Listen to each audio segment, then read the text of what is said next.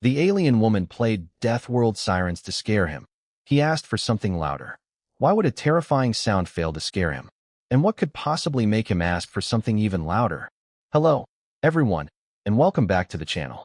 If you enjoy unforgettable science fiction stories, subscribe and turn on notifications so you never miss a new adventure. Thank you for being here, for watching, and for supporting the channel. Before we begin, tell us in the comments, where in the world are you watching from, and what time is it for you right now? We always love seeing how far these stories travel. Now, settle in, turn up the volume, and get ready. Chung ta bat dau vo cu chuyen. If that is your idea of terrifying, I am going to need something louder. The sentence left Lyra Vey completely still. Outside the observation deck, the gas giant Neralis turned beneath the station like a blue ocean made of clouds, while warning lights pulsed across the steel walls. Ethan Walker sat beside an open sound console, one hand resting on a diagnostic panel, his expression almost bored. 3 seconds earlier, Lyra had activated the Deathworld siren. The sound had rolled through the station with a deep mechanical howl, vibrating the floor beneath their boots and making every loose panel tremble. Lyra had expected the human to flinch. Instead, Ethan had looked up from his readings. Was that supposed to scare me? He asked. Her sapphire skin seemed brighter beneath the red emergency lights. That was a Class 4 Deathworld warning. Okay. It is designed to trigger instinctive fear. Ethan nodded thoughtfully. It sounds expensive.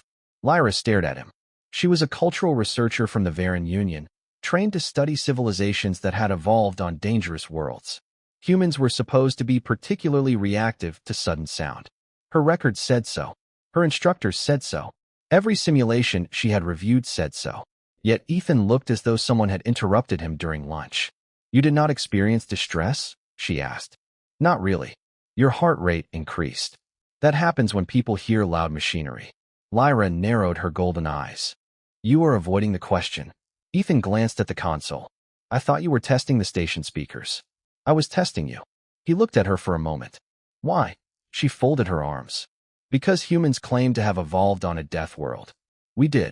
Your planet has active weather systems, unstable geology, large predators, poisonous organisms, and atmospheric conditions capable of destroying settlements. That sounds about right. Lyra stared at him again. And yet you were not frightened by a Deathworld siren. Ethan leaned back in his chair. I grew up with tornado warnings. Lyra paused. What is a tornado? Ethan smiled faintly. You are going to hate this conversation. She moved closer to the console. Explain. Ethan opened a file on the screen. A waveform appeared. Then another. Then dozens. Earth has warning systems for severe weather, he said. Thunderstorms. Tornadoes. Flash floods. Wildfires. Evacuations. Lyra watched the waveforms move across the display. And these sounds frighten humans. Sometimes. Then why were you calm? Ethan shrugged. Because the siren means I should pay attention.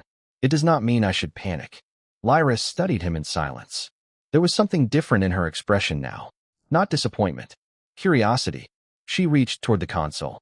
Then perhaps the recording was insufficient. Ethan looked at her hand. What are you doing? Increasing the intensity. How much? Lyra smiled for the first time. It was small, confident, and slightly mischievous. Enough to frighten a human. Ethan turned back toward the console. You know, most people just ask what kind of music I like. I am not most people. That much is obvious. She adjusted the controls. The station lights dimmed automatically. The speakers began charging. A low vibration passed through the floor. Ethan looked at the ceiling. That sounds expensive too. Lyra ignored him. The waveform climbed higher. A warning symbol appeared on the console. Ethan frowned. That is not part of the recording. Lyra stopped. What? The symbol changed from yellow to red. A second tone sounded somewhere deep inside the station. Ethan stood immediately. His relaxed expression disappeared. That one is real. Lyra looked toward the corridor. The walls hummed. Then the entire station broadcast a new message in a calm mechanical voice. Atmospheric anomaly detected. External siren system activating. Ethan looked at Lyra. She looked back at him. Is this one supposed to scare you? Ethan listened to the rising sound beyond the door. Then, despite the warning lights, he gave her a small smile. No idea. He reached for the control panel. But now we are going to find out. The second siren did not sound like the first. It was deeper, slower, and somehow closer, as though the entire station had become a giant instrument vibrating around them. Ethan leaned over the console and watched the diagnostic lines race across the display. Lyra stood beside him, suddenly less interested in proving a cultural theory and more interested in understanding what the station was telling them. That frequency is not in the recording, Ethan said. I know. Good. Why is that good? Because it means the speakers are not broken. Lyra looked at him. That is your concern? Ethan pointed toward the display. A broken speaker is easier to fix than an atmospheric problem. Another pulse rolled through the floor. The station lights changed from red to amber. A calm mechanical voice repeated the warning. External atmospheric pressure fluctuation detected. All personnel remain inside designated compartments. Lyra moved toward the observation window. Outside, Neralis had changed. The blue clouds were twisting into long silver bands beneath the station, illuminated by distant lightning. She had seen Deathworld storms before, but never from this close. How serious is it? She asked. Ethan studied the numbers. Serious enough to pay attention. That is all. For now. Lyra looked at him. You use that phrase often. It is useful. You are remarkably difficult to frighten. Ethan shook his head. That is not what is happening. Then what is happening? He turned from the console. I am listening. She frowned slightly. To what? Ethan pointed toward the speakers. The station. The siren is telling us something. We just need to understand what. Lyra listened. The sound rose and fell in carefully measured intervals. She closed her eyes. It repeats every 12 seconds. Ethan nodded. Exactly. Why? Because the station is measuring the pressure change outside. She looked at the display. So the siren is not designed to frighten personnel. Not primarily. Then why call it a Deathworld siren? Ethan gave her a sideways glance. Marketing. Lyra stared at him. He smiled. She finally understood the joke and let out a quiet laugh. The sound of it disappeared beneath another deep pulse. Ethan returned to the console. There. A second graph appeared. The pressure is dropping on the western side of the station. Lyra stepped closer. Can the structure withstand it? Yes. You sound certain. I checked the specifications. You checked them that quickly? I built half the maintenance system. Lyra looked at him with renewed curiosity. You are not merely an engineer. Ethan kept his eyes on the screen. I am exactly an engineer. Your records describe you as a technical specialist. That is a fancy way of saying engineer. She smiled. Humans are strange. We hear that a lot. Another warning sounded. This one was shorter. Ethan immediately reached for the communications panel. Station control. This is maintenance deck 7. Confirm western pressure seal status. Static answered. He tried again. Nothing. Lyra's expression changed. They are not responding. Ethan nodded. I noticed. Should we be concerned? Yes. She looked at him. Finally, Ethan glanced over. Concern does not mean panicked. I am beginning to understand the distinction. He opened a maintenance map. A small section of the station flashed yellow. The western pressure seal is reading a delayed response. Lyra studied the map. Can you repair it? Ethan picked up his utility case. Probably. Probably. I like to stay honest. She followed him toward the corridor. Then I am coming with you. Ethan stopped. You do not have to. I know. She met his eyes. I am choosing to. Ethan nodded.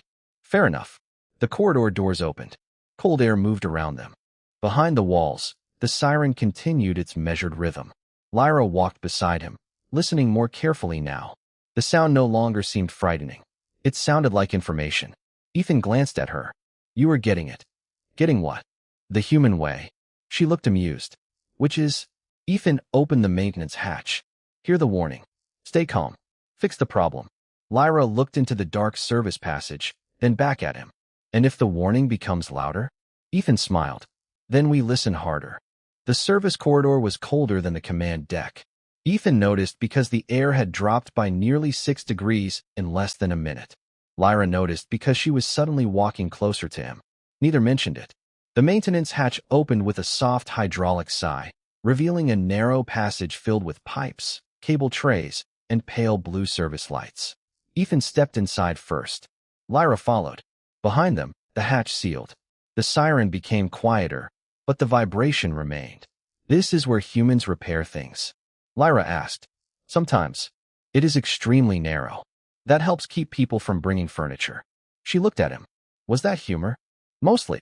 Ethan crouched beside a pressure control panel and opened the housing. A thin stream of cold air brushed his fingers.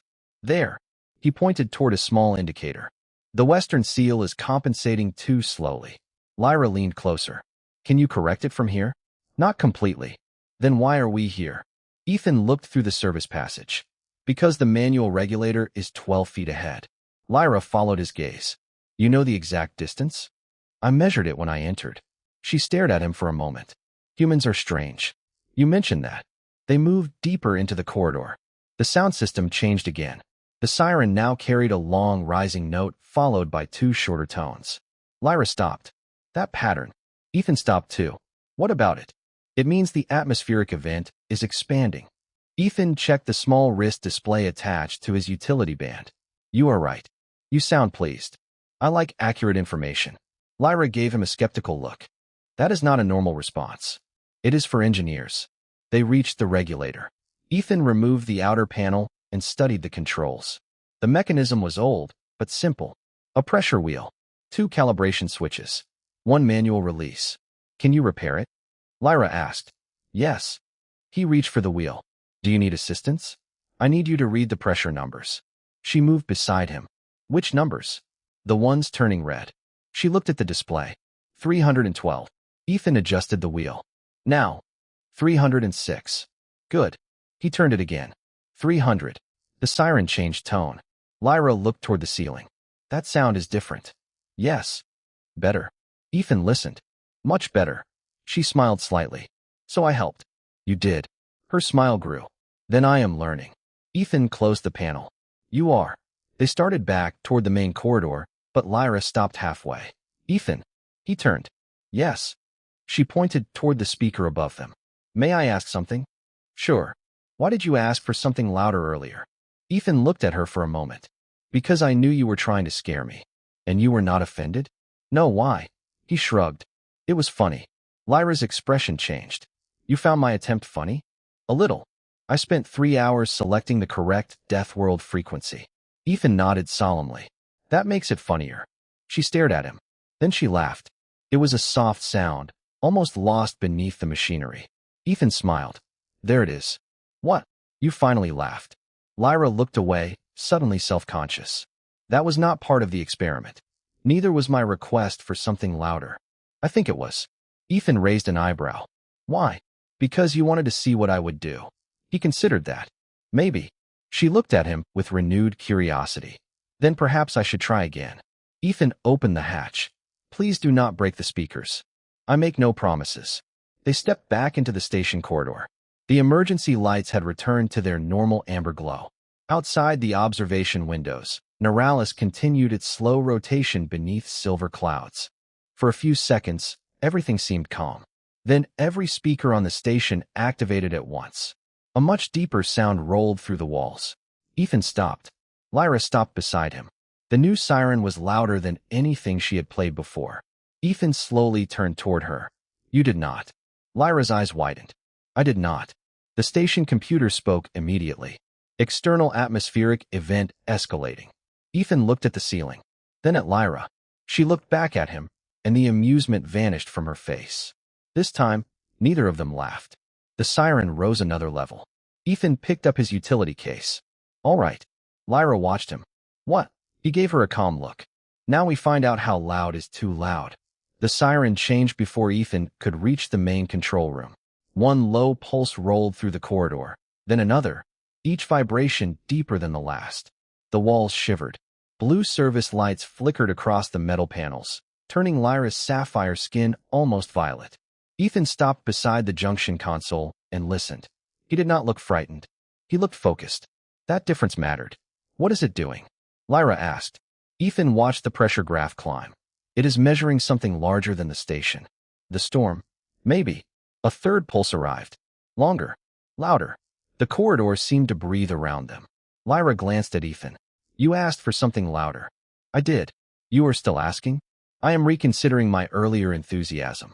Her golden eyes brightened with amusement. So the human can be frightened. Ethan gave her a sideways look. I never said I was not. That answer caught her attention. Then you are afraid. Yes. And you remain calm. That is the useful part. Before she could respond, the station lights shifted to white. A new message appeared across the wall display. External atmospheric event, Class 6. Ethan read it twice. Class 6. Lyra asked, "What does that mean?" "It means your sirens were not the problem." He opened the environmental map. Outside, Neralis was disappearing beneath a vast spiral of silver clouds. Lightning moved silently through the upper atmosphere, illuminating the storm from within. The station sensors began reporting rapid pressure variations. Ethan's fingers moved across the console. "The station is built for Class 5 conditions." Lyra stared at him. "And this is Class 6. Correct. Can the station remain stable? If the pressure differential stays below the structural limit. And if it does not?" Ethan looked at the ceiling. "Then we will have a very interesting maintenance report." Lyra folded her arms. "You are making jokes again. It helps me think." The next siren began. This one was unlike anything before it. It did not howl. It pulsed in measured waves, each one accompanied by a faint tremor beneath their feet.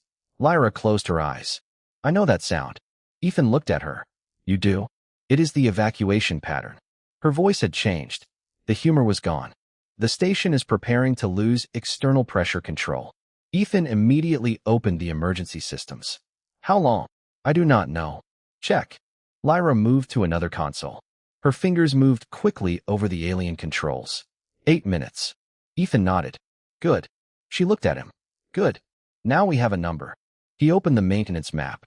"The primary pressure regulator is on the lower service deck." "The one we just repaired?" "Yes." "Then the repair failed." "Not exactly." Ethan enlarged the system diagram. "The regulator is working. The problem is the station is receiving pressure waves faster than it can compensate." Lyra looked at the graph. "Can you increase the response rate?" "Maybe. You said you like accurate information." "I do." He grabbed his utility case. That was not an accurate answer. Lyra followed him. "Where are we going?" "Lower deck." "To increase the regulator." "Yes." "How?" "By making it louder." She stared at him. Ethan smiled. "Not literally." They moved through the corridor as the siren continued behind them. Every pulse seemed to settle deeper into the station structure. At the stairwell, Lyra stopped. "Ethan." He turned. "What?" She looked toward the glowing emergency display. "I understand now."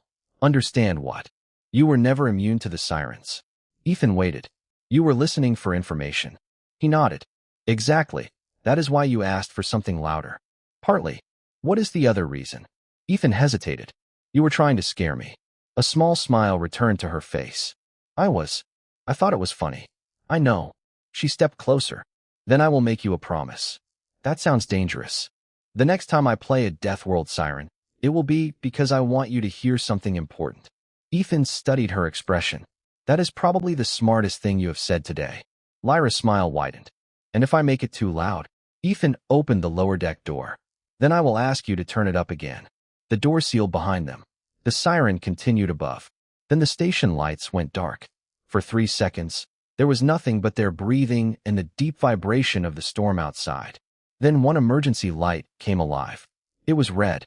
Ethan looked at the lower deck control panel. A single warning appeared. "Manual override required." He opened his utility case. "All right," he said quietly.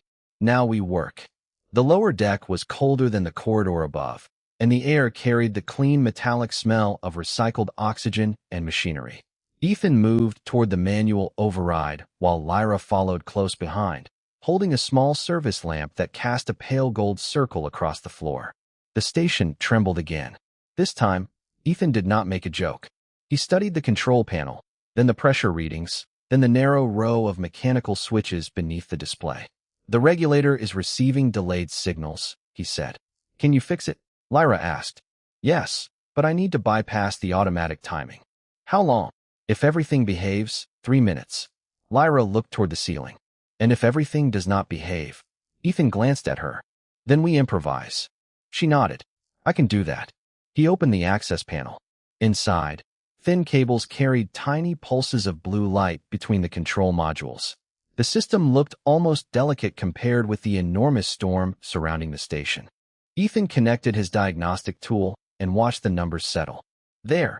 Lyra leaned closer. "What changed?" The system is listening to the storm instead of reacting to it. Is that better? Much better. A deep tone moved through the deck. Lyra looked toward the speaker. That sound is new. Yes. Ethan checked the display. It is giving us a pressure interval. Meaning, we have 20 seconds before the next wave. Lyra watched the timer appear. 20, 19, 18. Ethan adjusted one control. 17, 16. What happens at 0? She asked. The regulator compensates. And if it does not, then I adjust it again. You make everything sound simple. Ethan kept working. Simple and easy are different things. The timer reached 5, 4, 3, 2, 1. The station shuddered gently. Then the pressure numbers stopped climbing. Lyra looked at the display. It worked. Ethan exhaled. For now. She smiled. You always say that. Because there is usually a second problem. As if answering him, a new symbol appeared on the panel. Lyra's smile disappeared. That is the second problem. Ethan leaned closer. The external siren system is still active. Why? Because the station thinks the atmospheric event is getting worse. He studied the waveform. But the pressure is stable. Lyra looked confused. Then why is the alarm continuing? Ethan traced the signal backward through the system. Because the station is not receiving the confirmation. Can you send it? I can try. He opened another panel. A small communication relay blinked twice. The relay is not responding. Lyra moved beside him. What do you need? A manual confirmation from the upper control deck. Then we go back. Ethan shook his head. No. You stay here. She looked at him. Why? Because I need someone watching the pressure. I can do that. Exactly. She smiled. You are beginning to trust me. Ethan paused. I trusted you when you followed me into the maintenance corridor. You did not say that. I did not need to. For a moment, the station seemed strangely quiet. The storm remained outside, but the sound felt distant. Lyra looked at the small display in her hand. Ethan. Yes. When you said humans are not immune to fear, were you telling the truth? He nodded. Completely. Then what does fear feel like to a human? Ethan thought about it. Sometimes it feels like your mind wants to move faster than your body. Lyra listened carefully. And what do you do? Slow down. She looked at him with a new kind of respect. That sounds difficult. It is. Another tone sounded. Ethan looked at the console. Pressure stable. Lyra smiled. Then we succeeded. Ethan closed the panel. We succeeded because you stayed focused. She looked surprised. You are giving me credit. You earned it. Her expression softened. Then perhaps I should learn more about humans. Ethan picked up his utility case. That could take a while. I have time. They reached the service door. Before Ethan opened it, Lyra looked at him. One question. Go ahead. If I find another sound that you dislike, will you tell me? Ethan smiled. Probably. And if I find one that actually scares you? He opened the door. Then I will ask for something louder. Lyra laughed softly as they stepped back into the corridor.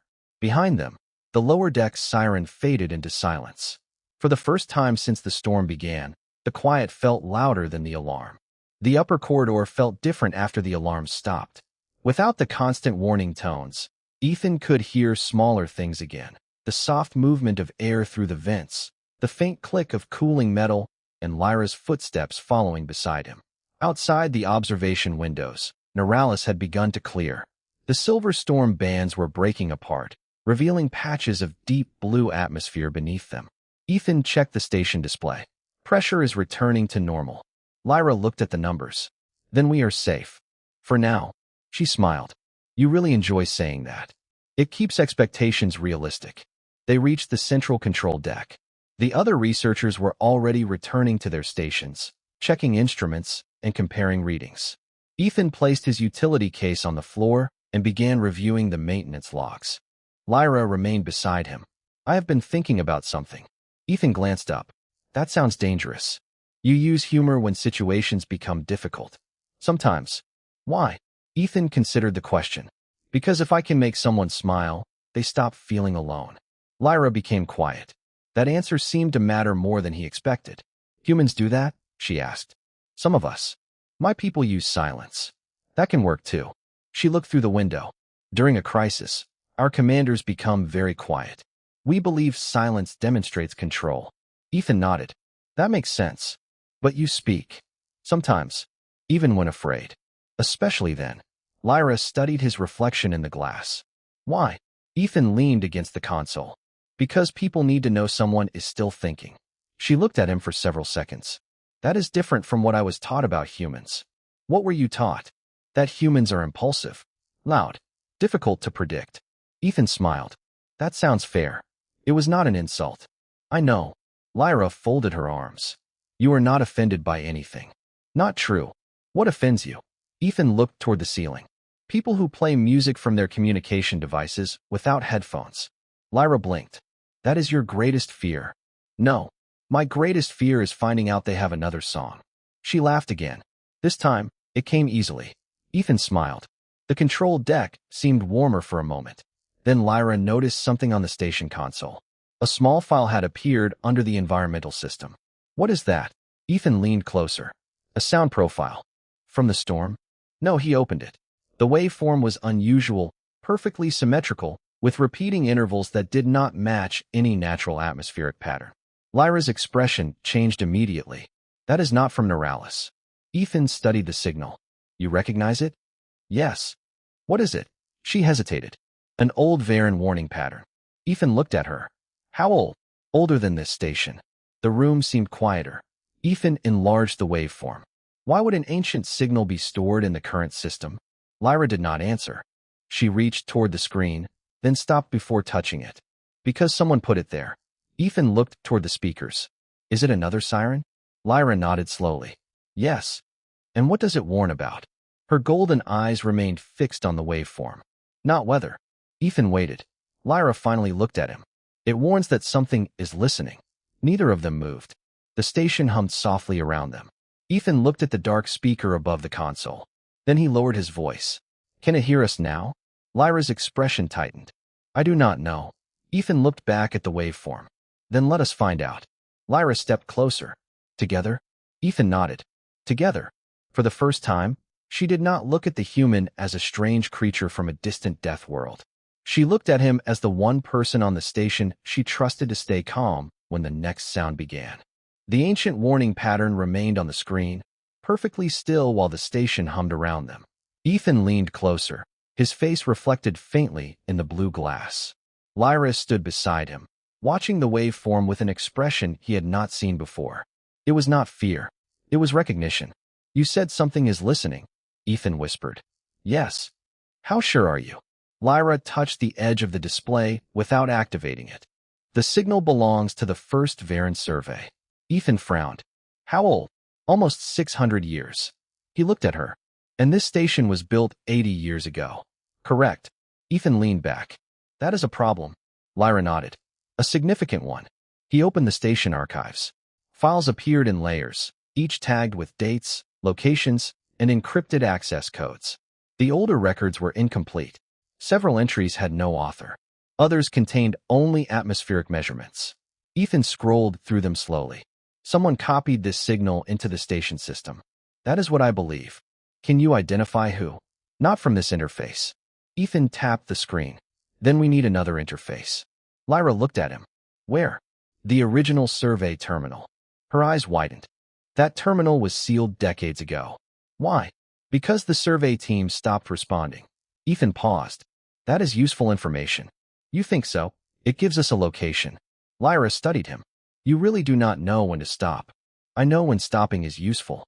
He opened the station map. A forgotten section appeared beneath the research decks, marked with an old Veyran symbol. There. Lyra stepped closer. That chamber is beneath the atmospheric sensor array. How do we reach it? There is a maintenance lift. Ethan checked the system. Power is available. The access code? Missing. Lyra smiled faintly. Then we have a problem. Ethan looked at her. You said that already. I am becoming human. Careful. It is contagious. They reached the lift several minutes later. The doors opened with a quiet hiss. Inside, pale lights flickered across brushed metal walls. Ethan pressed the lowest available level. Nothing happened. He checked the controls. The lift does not recognize the destination. Lyra looked at the ancient symbol beside the panel. It is not using station navigation. What is it using? Veyran command language. Ethan glanced at her. Can you operate it? I can try. She placed her hand against the panel. A thin golden line appeared beneath her fingers. The lift responded immediately. The doors closed. It began descending, slowly at first, then faster. Ethan watched the floor indicator change. 7 decks. 8, 9, 10. Lyra looked at him. This station has only 8 maintenance decks. Ethan looked at the display. Apparently not. The lift continued downward. 11, 12, 13. The air grew colder. The lights changed from blue to a pale silver. Neither of them spoke for several seconds. Then a faint tone came through the lift speaker. One note. Then another. Lyra's expression tightened. That is the signal. Ethan listened carefully. It is not coming from the station speakers. No, then where? Lyra slowly turned toward the floor. Below us. The lift stopped. The doors opened onto a chamber that looked nothing like the rest of the station. Crystalline panels covered the walls. Thin lines of golden light moved beneath the surface like slow currents. In the center stood an ancient survey console, untouched by dust. Ethan stepped out first. Lyra followed. The console activated before either of them touched it. A soft voice filled the chamber. Veyran Survey 7. Atmospheric contact established. Ethan looked at Lyra. It thinks the survey team is still here. Lyra's golden eyes widened. That should be impossible. The console continued. Human biological signature detected. Ethan froze. Lyra turned toward him. It knows you are human. I noticed. The ancient system paused. Then the chamber lights brightened. Deathworld classification confirmed. Ethan slowly looked at the console. That sounds familiar. Lyra did not smile this time. What does it want? The answer came in a calm, ancient voice. We have been waiting for a human to answer. Ethan exchanged a quiet glance with Lyra. Then the station speakers above them went completely silent. For the first time since the storm began, the silence felt like a message. Lyra whispered, Ethan, do not say anything. The console answered anyway. We can't hear you. The ancient console remained silent for 3 seconds. Then its golden lines brightened, spreading across the crystalline walls like sunlight beneath deep water. Ethan stood perfectly still, one hand resting near the utility case, while Lyra watched the system with her golden eyes narrowed in concentration. We can't hear you, the console repeated. Ethan glanced at Lyra. That is not a sentence I expected from a 600-year-old machine. Lyra did not smile. The survey system was designed to monitor intelligent signals, and it has been listening this whole time. Apparently. Ethan studied the waveform. Then let us give it something useful. Lyra looked at him sharply. What? A question. He stepped toward the console. Who are you? The chamber answered with a low harmonic tone. Ancient symbols shifted across the display. Survey 7. Veyran Exploratory Intelligence. Primary mission. Observe Deathworld civilizations. Ethan looked at Lyra. That explains the human classification. Lyra nodded slowly. But not why it waited for you. The console brightened again. Previous human contact occurred 612 years ago. Ethan's expression changed. Humans were here? No, Lyra said quietly. Humanity had not reached this region then. Ethan looked at the console. Then how did it know about us? The answer appeared as a line of translated text. Observation records were transmitted beyond the Veyran frontier. Lyra stepped closer. Someone sent information about humans into this system long before human contact. Ethan felt a strange chill that had nothing to do with the temperature. Who? The console paused. Unknown. Lyra frowned. That is impossible. Survey intelligence does not lose records. Unless someone removed them, Ethan said. The chamber became very still. Lyra looked at him. You think someone altered the archive. I think someone did not want this station to remember. The console suddenly produced another sound. A soft, rising tone. Ethan recognized it immediately. That is the same pattern from the upper station. Lyra nodded. Yes. But this one is different. She listened carefully. It is not a warning. Then what is it? Her expression softened with surprise. A response. Ethan looked at the display. Response to what? The console answered before Lyra could speak. Human presence confirmed. Another line appeared. Human emotional stability exceeds projected Deathworld threshold. Ethan blinked. That sounds flattering. Lyra looked at him. It is a scientific observation. I will take it. She almost smiled. Then the console continued. Veyran civilization requires external confirmation. Lyra's expression changed. Confirmation of what? The lights across the chamber dimmed. A holographic map appeared above the console. It showed hundreds of stars, then one region highlighted in pale blue. The Deathworld Accord remains incomplete. Ethan studied the map. What is the Accord? Lyra's voice was barely above a whisper. A treaty. Between whom? Veyran researchers and the ancient Deathworld civilizations. Ethan looked at the map again. And humans were supposed to be part of it. Not supposed to. Lyra swallowed. Expected. The word hung in the chamber. Ethan turned toward her. Why would anyone expect humans to sign a treaty 600 years before we arrived? Lyra had no answer. The console emitted another tone. This one was softer. Almost musical. Ethan looked up. What does that mean? Lyra listened. Her expression changed from confusion to disbelief. It is asking for a human representative. Ethan slowly pointed toward himself. Me? The console confirmed it. Human representative detected. Lyra stepped between Ethan and the console without thinking. He is not authorized. The system responded immediately. Authorization is not required. Ethan looked at her. That sounds convenient. She ignored the joke. The Accord concerns entire civilizations. Then we should probably read it before signing anything. Lyra stared at him. You are considering this? I am considering information.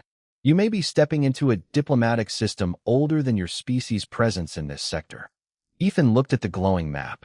Then I want to know why it was waiting for us. The console brightened one final time. A new symbol appeared. It was not Veyran. Lyra's face went pale blue beneath the chamber lights. Ethan, what? That symbol is not from the Veyran system. He looked at it. Whose is it? Lyra whispered. It belongs to something the Veyran believed was gone. The ancient console began counting down. 10, 9, 8. Ethan looked at Lyra. Should I be worried? She finally met his eyes. Yes. 7, 6, 5. The chamber doors sealed. 4, 3, 2, 1. Every speaker on the station activated at once. A voice older than the archive filled the walls. Human representative acknowledged. Then the lights went out. The lights returned one by one, pale and steady, revealing the ancient chamber exactly as it had been.